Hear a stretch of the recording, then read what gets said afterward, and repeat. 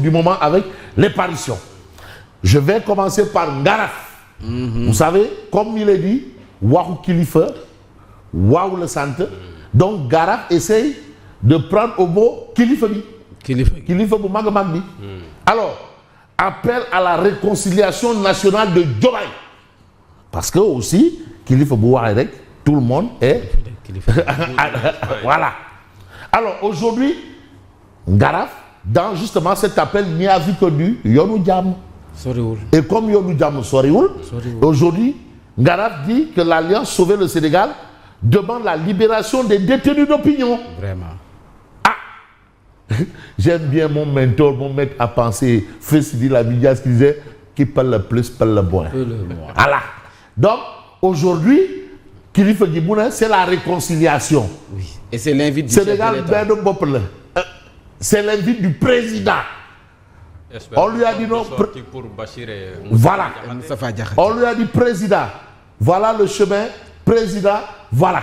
Mais lui, il a dit moi, c'est le Sénégal. Donc lui a dit président, c'est moi et c'est le parti. Lui, il a dit c'est le Sénégal. C'est le Sénégal. Bendera, Ngaraf dit comme c'est le Sénégal, l'Alliance Sauver le Sénégal demande la libération des détenus d'opinion. Il est question en fait de qui? Quand on voit Bachir Fofana, Abdou Nguer, Moustapha Diakhaté, c'est tout ça, Fatma, Hassan Diouf, Diouf Nyokobaye, et Badara Gadiaga, le Djankalar de Grand Dakar. Voilà. Donc, il faut libérer les détenus d'opinion. Parce que même les Alioutines ont parlé de détenus d'opinion. C'est des droits de lobbyistes. Et il a même dit qu'il n'est pas, c'est pas le rôle de la société civile de faire allégeance à qui que ce soit. Voilà. Il ne faut pas cannibaliser la société civile. Alors, on reste avec Tribune Quotidien qui nous dit après ces attaques contre Diomaye, Bougar Diouf de Diomaye, président, accuse Sonko de vouloir prendre tous les pouvoirs. Tous les pouvoirs. Bougar. Ah, Bougar. Bougar, mon gars, Bougar. Bougs. Tous les pouvoirs. Ah, tous les pouvoirs. Attends, c'est assez lourd. D'ailleurs, même, je sais que Simon Pierre, si tu lui donnes tous les pouvoirs, il va refuser. Ah non, non, non. Il va refuser. C'est clair. Non, mais tous les pouvoirs. C'est ce qu'a soutenu Bougar Diouf. Et quand Bougar Diouf l'a déclaré, il a subi un Chopet Sadi du groupe WhatsApp. Alors, ces déclarations lui ont valu une exclusion du groupe WhatsApp des alliés de Diomaye. Ah bon? Voilà, les déclarations de Bougar. Parce que aussi, au nom de quoi? Eh bien, Tribune Quotidienne nous dit Aïda Mbodj a décidé de l'exclure en évoquant l'article 4. Waouh, waouh. Chopet Sadi. Chopet Tibiti. Chopet Aïcha. Tibiti. Mais sur la base de quoi? Mais sur la base de l'article 4 de la charte de la coalition. Ah bon? Quand tu es membre d'une coalition, vous signez une charte. Vraiment. Mais est-ce que charte égale pacte de non-agression ou bien pacte d'allégeance? De toutes les façons, il y a l'article 4 de la charte de la coalition à respecter scrupuleusement. Donc, Aïda Mbodj applique la loi dans toute sa rigueur. Alors, qui interdit aux membres de porter atteinte à l'image de la coalition. Ça, c'est l'article 4 de la charte de la coalition. Ah oui.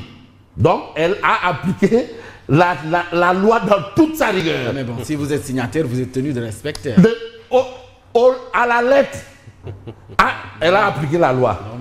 Dur à l'ex, c'est de l'ex. La loi est dure, mais c'est la loi. Bon, bref, on reste avec Tribune Quotidien. Fondé pour soutenir le président de la République. Ah bon? Le mouvement And Dolel Bassir. Quand j'entends Bass Mom, ça me renvoie à Jones. Bass Boy Jones, voilà.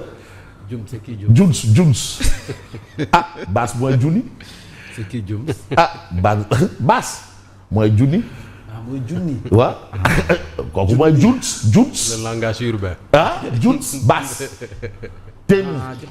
Temu, moi Nyata, Temu, moi Temer. Ouais. Bass. Ouais, 10 000 mois, c'est une touba. Macky nag. est-ce qu'il est non toujours à 500? Macky déedéet. Macky mooy xoolal moo tax tu vois ces grands boubous c'est dagg non ñun kay nuyu murid la ñu gëm nuyu murid. oui mais Sénégal mais léegi nuyu murid ah non bref le mouvement. nuyu murid kay. maa ngi nuyu Pauline Thiam.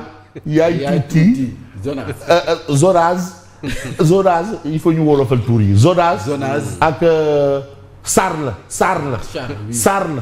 non da ngay wolofal Sarl Koromak Koroxe. alors le mouvement And Doolel Bassirou en phase de massification. Mais pourquoi faire? Mais la question de Tribune c'est de savoir mais quelle cohabitation avec Pastef? Ah oui. Alors des coordinations déjà installées à Kader et à Dakar, un comité scientifique à l'œuvre. Donc, And Doolel Bassirou. Mais maintenant, quelle cohabitation avec Pastef? Comment ça va se faire? C'est la question. Alors, le président décide de rester au-dessus de la mêlée, mais Sonko a-t-il oublié que Diomaye n'est plus le secrétaire général du Pastef, les Patriotes? Ça aussi, c'est une autre interrogation. De question en question. J'ai envie de prendre source A. Ousmane Sonko à l'aéroport pour accompagner le président Bassirou Diomaye Faye en partance pour le Bénin. Ça affiche une complicité, contrairement à ce que certains ont dit. Mais comme d'autres disent, c'est un waxul deug. Mais de toutes les façons, la complicité en allant vers le Bénin, c'est ça qu'il faut prendre pour argent comptant. Mais on reste avec source A. Pour résoudre le problème de l'insertion des jeunes diplômés, Mohamedou Madara Kane, président de la start-up Doundou Loubès, par ailleurs ex-DG de la Banque islamique du Sénégal, c'est pas BICIS, donne la recette. Pour lui, il faut une réforme en profondeur du baccalauréat. Une réforme. En profondeur. Alors, 54% des dépenses de personnel sont portées par les secteurs de l'éducation et de la formation professionnelle. 54%. Alors, or, dans un contexte de rareté de ressources budgétaires, il faut veiller à ce que chaque dépense dans le système éducatif produise des impacts concrets en termes d'insertion et d'emploi et de réduction du nombre de diplômés chômeurs. C'est ça le but de la manœuvre. Alors, pour arriver à cette réforme, le système éducatif de la recette prônée par Mohamedou Madara Kane, si nous voulons réussir le pari de l'insertion des jeunes, nous devons cesser de penser le baccalauréat comme la fin d'un cursus, mais plutôt comme un tampon utile vers le monde universitaire et professionnel. Parce que certains ils pensent qu'avoir le bac c'est la fin du monde, alors que c'est pas ça. Donc il y a un travail en profondeur. Il faut une réforme en profondeur. Le bac n'est qu'une étape. Mais une étape, c'est ça. Moi-même, il faut remettre le probatoire. Non, on ne peut pas tout faire sauter. C'est des filtres. Il faut remettre le probatoire. Ouais. Probatoire, ça en première, il faut ramener ça. Alors, on va peut-être évoquer l'actualité avec Terrell, parce que tantôt vous aviez parlé de quelle zone? Eh bien de Tambacounda. Oui. Voilà la situation. Et d'ailleurs, on nous montre des inondations là-bas. Ah, ouais, à des images d'inondations. Bon, Terrell quotidien nous dit dégâts causés par des pluies torrentielles à Tambacounda. Bien, mom, c'est nawet là. C'est nawet. Voilà d'où c'est nawet. Bien, c'est nawet là.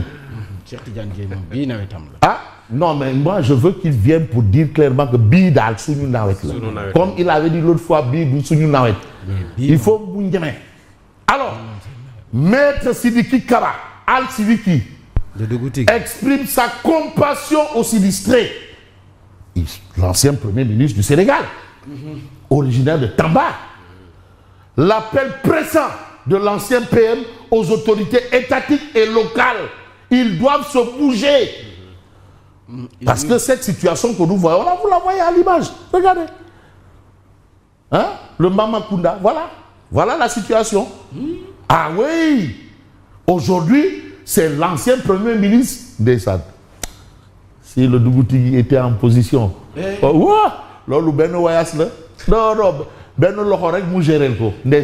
Voilà.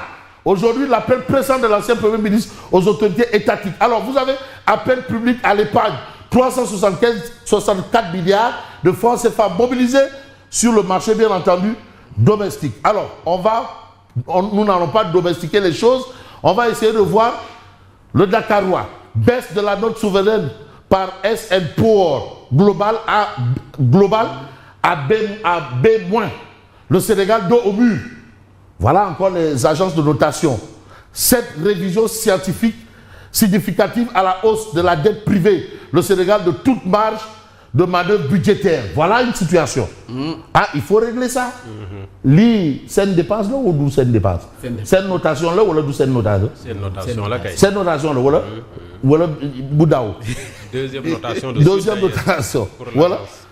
Ah oui, à chacun son style. Hein. Mais vous avez Vox Populi, le coût exorbitant de la gestion des étudiants.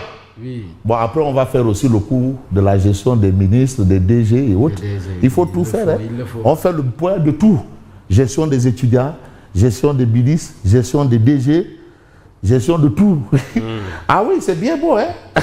Maintenant, on va voir qui coûte plus que l'autre. Gestion des institutions, gestion des 4x4 hein? Qu'on assume, j'assume. Tout ça là, on va faire le bilan. Il faut tout faire. Hein? Mais aujourd'hui, c'est le ministre de l'enseignement supérieur qui parle du coût annuel. Un étudiant, c'est presque 1 milliard. Hein? Voilà la situation. Ah oui, situation oblige, vous avez direct qui nous dit le grand oral du docteur Abdourahmane Diouf. Voilà un peu ce qu'on peut retenir ce matin et on va essayer de voir Odia Diakité. Malheureusement, ah oui, Odia est là. Et Odia est avec le DG du Grand Théâtre. Ah oui. Voilà.